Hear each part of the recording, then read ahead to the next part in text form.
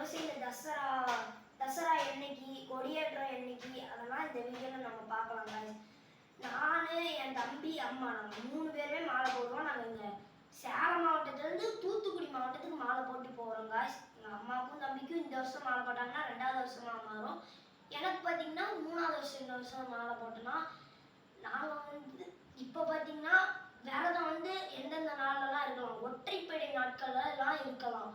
7 நாட்கள், 5 நாட்கள், 9 நாட்கள், 11 நாட்கள், 21 நாட்கள், 31 நாட்கள், 41 நாட்கள், இந்த மாதிரிலாம் நாட்கள்லாம் ஒற்றைப்படை நாட்கள்லாம் விரதம் இருக்கலாம். அப்புறம் பார்த்தீங்கன்னா நான் வந்து வேஷம் வந்து குறவை வேஷம் போடுறேன். இதோட 3வது வருஷமா.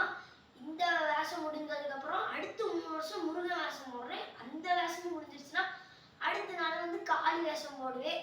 என்னால் முடிஞ்ச வரலும் நான் காளி வேஷம் போடுறதாக ஐடியாவில் இருக்கேன்.